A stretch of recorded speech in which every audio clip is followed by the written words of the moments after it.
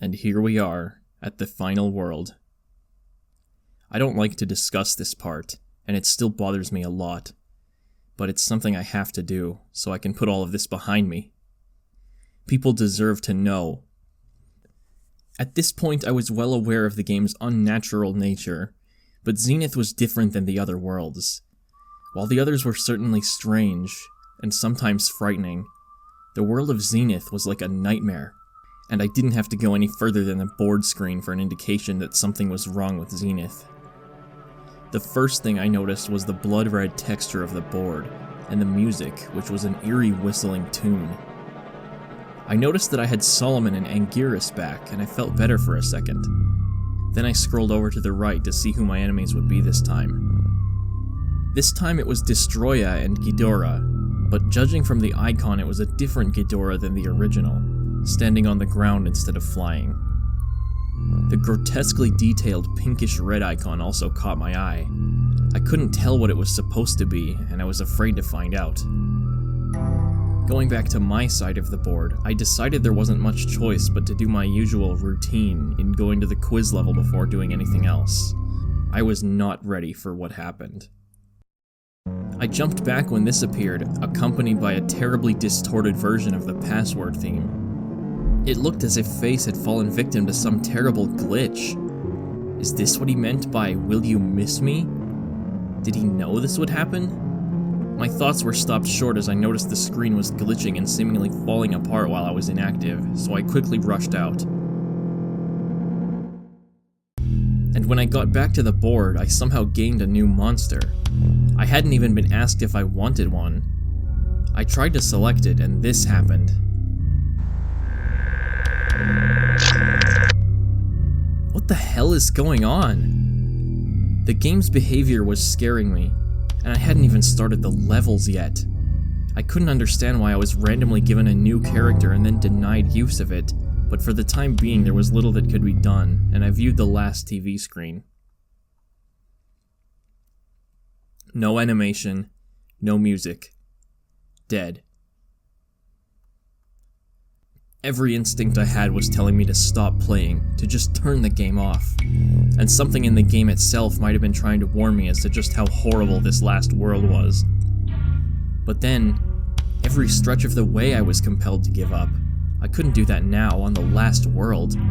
Besides, after taunting me with memories of Melissa, I felt the game owed me some answers. I noticed that this first level was a red temple, so I was at least familiar with the level graphics, if nothing else. And I went in with Godzilla, the monster I was most familiar with. Godzilla had been shrunk, the level and score meters had vanished, and the blue temple faces were back. The music was similar to the blue temple also. I tried to get my spirits up by thinking, well, if this level is like the blue temple, then that might mean there are no enemies to deal with. How wrong I was. After a short walk, all the statue's eyes started glowing, and a pack of beasts from the Shadow Labyrinth came charging into me. Since they were coming from the right of the screen, I had to fight my way through them. This battle greatly tested my reflexes, but thanks to my speed I plowed through the beasts. They gave off health power-ups after dying, which helped recover the damage they had given me. However, as I continued through the hallway, the statue's eyes glowed again, summoning another wave. It seemed to be the same number of them, but I was less prepared this time, and took more damage. I had gone through 4 of these waves until I reached the end of the hall, where I heat-beamed the last of the monsters over the edge into an abyss. At first it seemed I had reached a dead end, but after the statue's eyes stopped glowing, a brick path slowly appeared before me. I followed the path, which kept me moving towards the right until it stopped at a wall, where I was to go vertically by jumping up the ledges. Along the way I encountered new creatures, and some sort of shrine, which had a statue of the Hell Beast and some other creature I don't recognize. As I went through, the path took a downward direction. I had to carefully aim my jumps to avoid the enemies, which were plentiful in this part of the stage. They didn't have many attacks, but they could easily shove you over the edge off a platform. At the end of this tunnel, there were a few small platforms floating above nothingness. I landed on one towards the left of the screen, and then something came down from above. It looked like the Blue Angel from the graveyard, except now it was red and had a skull face. Any of the pleasant feelings I had from the Blue Angel were not present with this red one. And as it hovered around, its eye sockets started glowing just like the statues, summoning monsters to attack me. The battle was nerve-wracking, as I started off with nearly half my health and had to deal with multiple opponents, as well as the threat of gravity. To make things even worse, as the Red Angel took damage, some of the panels fell, until only 3 remained. But my luck had not run out yet. Just when I thought it was over, I struck the Red Angel one more time, and it turned out that one last hit was all it could take. Just as the Red Angel completely disintegrated, the game instantly went back to the Zenith board. I moved Mothra over to the nearest stage from the Red Temple, which seemed to be a garbled mess of letters spelling kill, and began playing. As suspected, all the level graphics were made of jumbled letters, and Mothra, just like Godzilla, was shrunk to half size. I began to suspect that all the Zenith levels would be like this. The background music was terrible, like if someone put all the sounds an NES was capable of making into a blender and then piecing them back together into a song. I had to turn the volume down because of it. Playing as Mothra made avoiding the enemies easier, but they were nonetheless determined to get at me. The first enemies I saw were these headless Gigans, and later on there were hybrid monsters pieced together from previous bosses, like the Biolante-headed thing seen above. 5 minutes had gone by as I didn't see anything new, and the level shifted into another segment. The music changed from the loud and annoying beeps into something far more ambient and menacing. The level graphics also changed, now looking like a blood-drenched junkyard. The way everything in this level was red made it sickening to look at. The enemies multiplied in number, never ceasing to follow after me, and became harder and harder to avoid. At the end of the level, the situation reached a climax, as the swarms of monsters fused together into one enormous, terrifying hybrid. Once I had gotten through the initial shock, I discovered the way to destroy this thing, constantly shooting I-beams at the Hedorah cluster that formed its heads. If you attacked anywhere else, it would regenerate the damage. Even with that knowledge, this was an extremely difficult fight. I'd say it was as hard as fighting the Moon Beast was, if not harder. Its most common attack was lunging forward with its arms, covered with Gigan saws and blades. If they touched, it would instantly drain health. When it was over, the remaining monsters collapsed into a heap, then they and the ground below them started to disintegrate and sink towards the bottom of the screen. When I came back to the board, I thought to myself, so far the game has been putting the easiest levels first. If that's the case, how bad will the rest of Zenith be? With 2 levels down and 3 to go, my monsters and I had taken our foothold in the world of nightmares that was Zenith. Deciding what action to take next was more tense and difficult than ever before, but ultimately I had no way of knowing what the next levels would be like, or how well my monsters would be prepared for them, so my only option was to guess.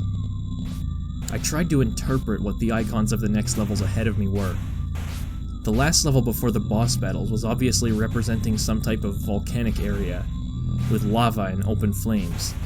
The middle icon I still didn't get, except that it looked fleshy and vaguely like an organ of some kind. Oddly oversized as well. The one I was nearest to and about to enter next looked like thorny vines covering a puddle of blood. I guessed that this would be a level with blood rivers like the chase level of Dementia. As such, I went with Anguirus, because due to his rolling move he would have the fastest speed while submerged.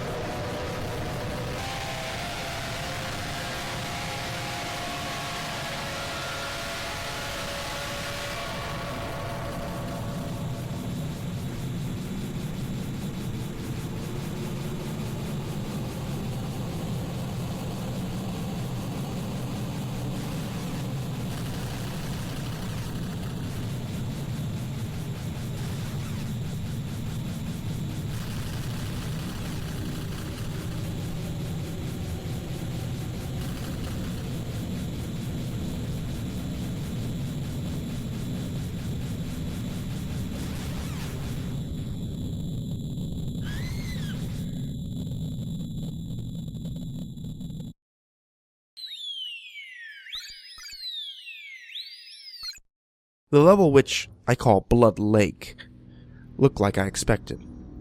Rivers of blood accompanied by thorn-covered vines, which were scattered along the sides of the ground. The music was rather faint, but I could hear a distinct drum beat, and a few other instruments, a lot of echoes, and sometimes it sounded like someone was hitting a drum underwater. I was disappointed to see that Anguirus had shrunk, just like Godzilla and Mothra had been. Apparently, all the Zenith levels would be like this.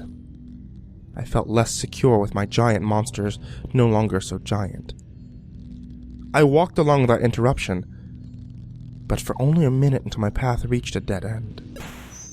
There was a massive gap between the ground I was walking on and the ground to the right of the screen. I would have swam across it and continued walking to the right, but due to the mass of bramble along the way, there was nowhere to go.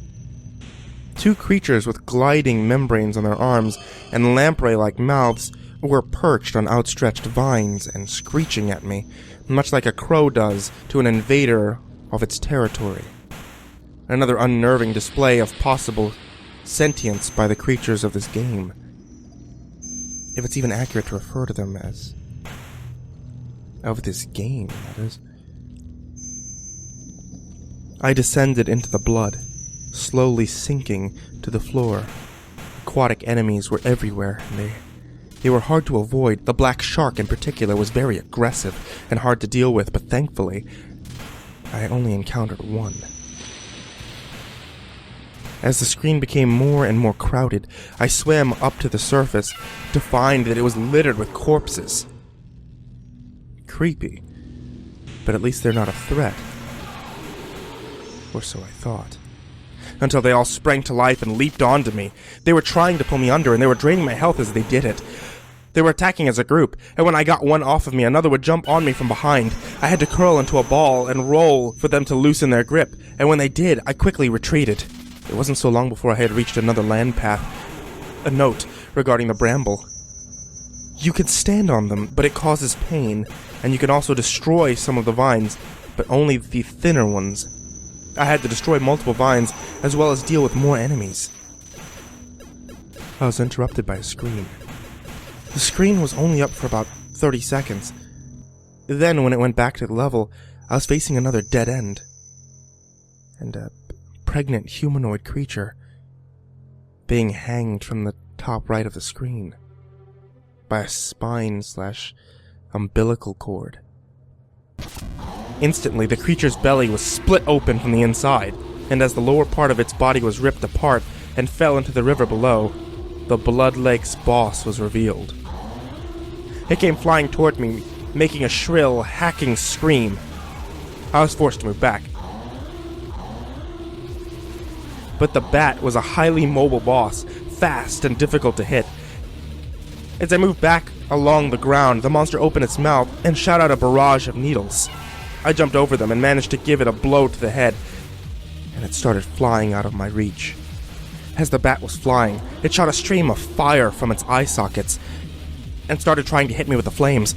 I rolled along the ground, which drained my power but put us at equal speeds.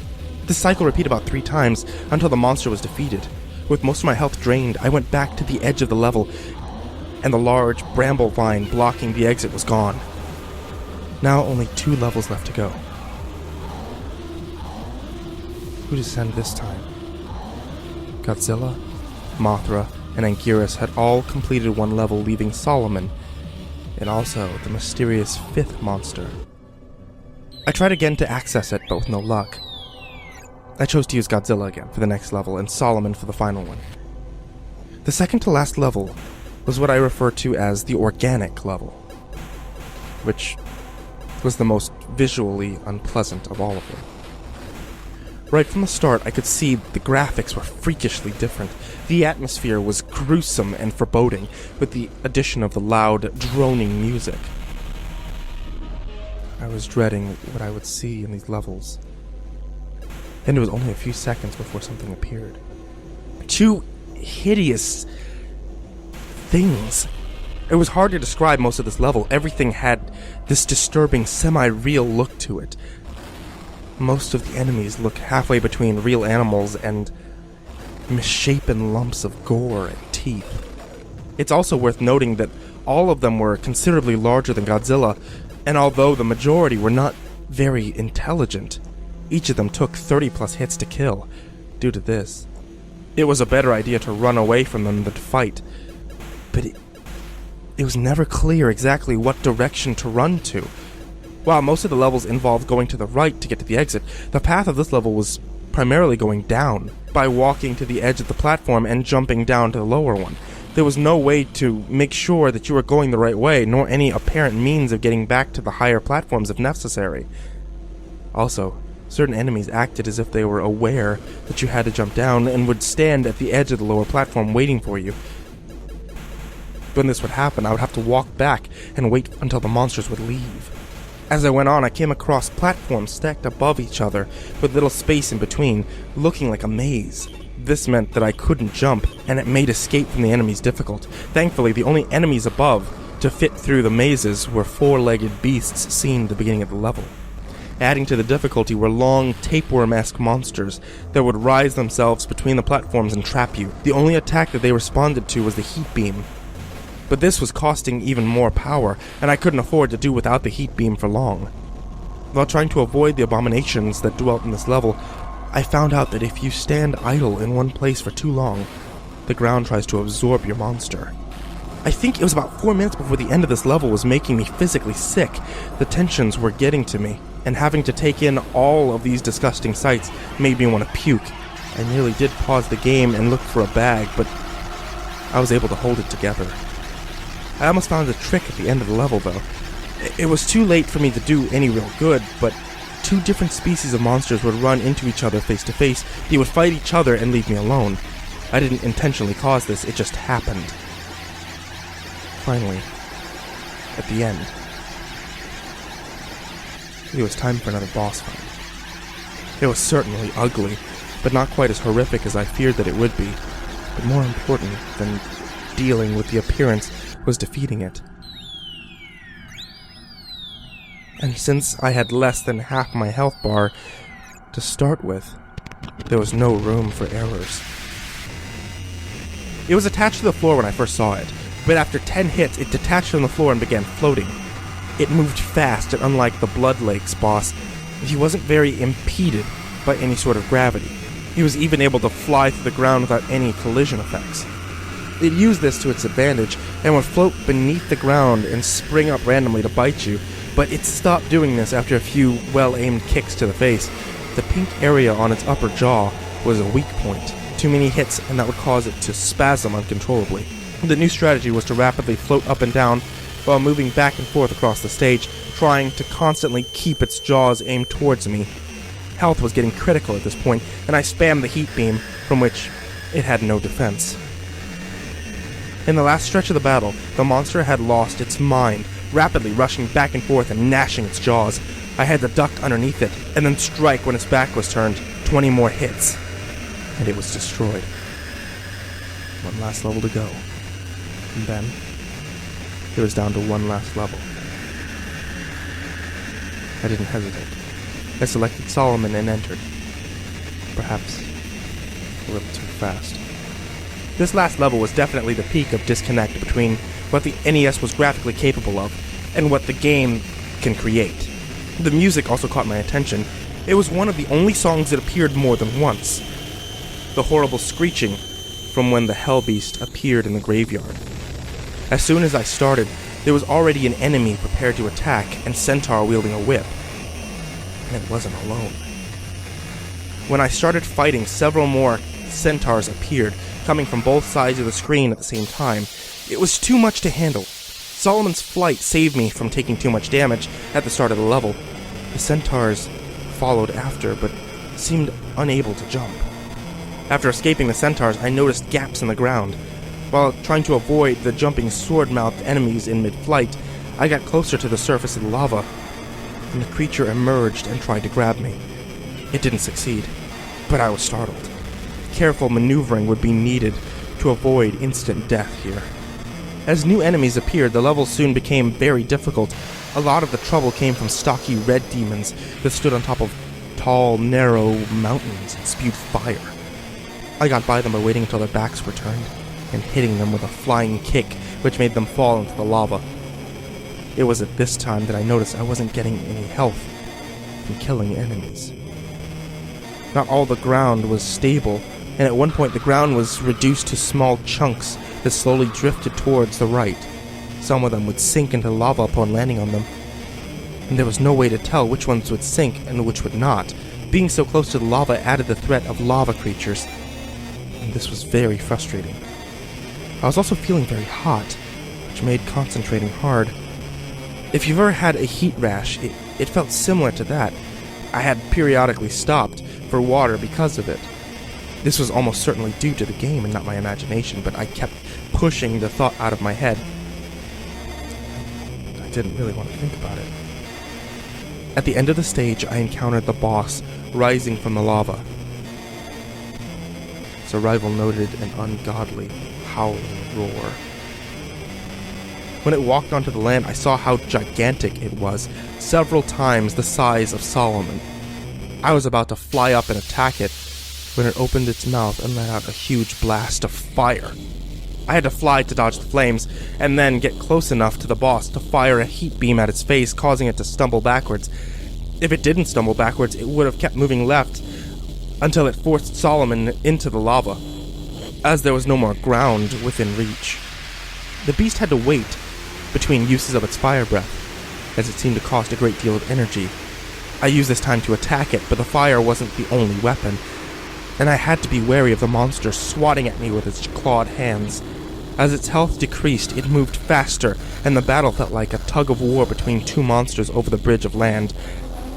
After about 40 hits, it was defeated, stumbling backwards and onto the lava from which it came, and then the final stage had been completed. At last, it was down to two bosses, and a final encounter with the Hell Beast. For some reason, I thought that Ghidorah would be easier to beat, so I confronted him first. The classic Ghidorah battle music from the original started up as I was faced against the new King Ghidorah.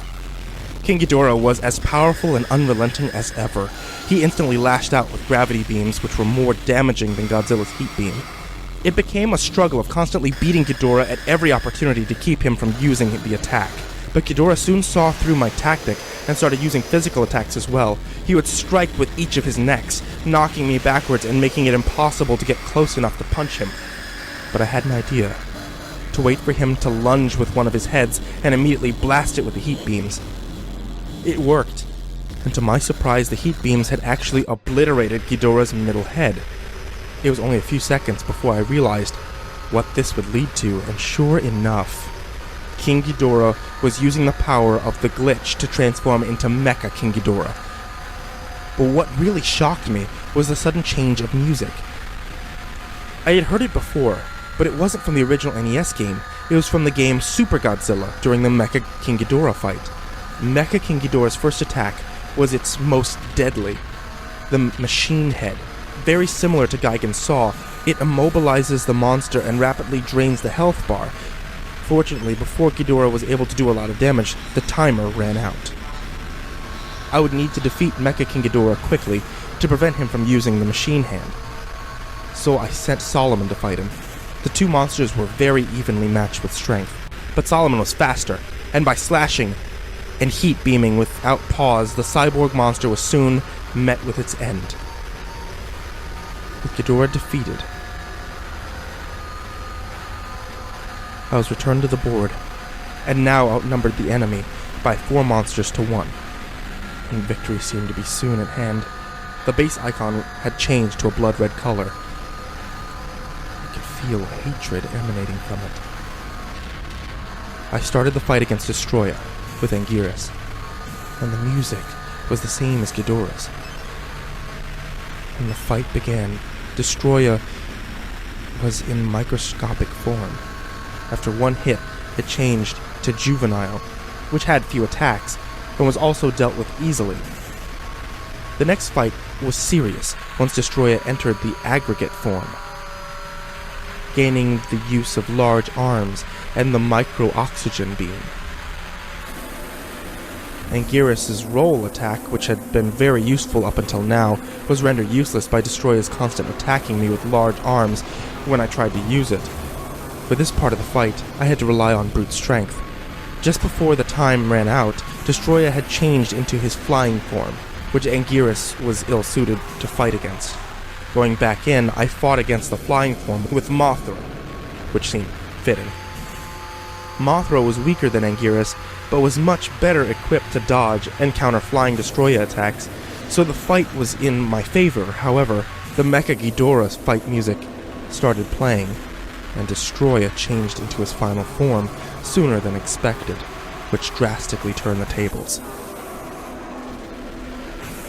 Mothra's attack was doing very little to Destroya, and I had to move furiously to avoid damage while waiting for the timer to run out. Even though it would be nearly impossible to beat Destroya with Mothra, I still had 3 other monsters. Final form Destroya was very resistant to taking damage, and the heavily armored foe would not be defeated without a long fight.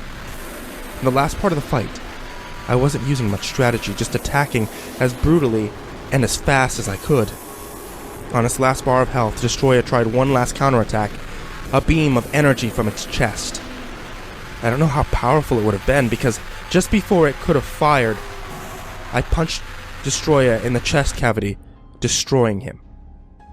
And then, that was it. The last kaiju boss was gone. In the midst of all the excitement, I had briefly forgotten that there was still one last thing to do before the game was over. Seeing the icon again hit me like a ton of bricks, and I froze for a few moments. I had come so far to get to this point, but I was terrified. I really did not want to know what this last encounter was going to be like. Before I could let myself think about it any longer, I moved Godzilla over and began the stage. You're here now. This is the end. Just one last thing, and then it's all over. And when the screen changed, there was nothing. Just Godzilla and a black screen. I walked back and forth, fired a few heat beams. Nothing happened. Until I heard something. The faint sound of a familiar drum beat.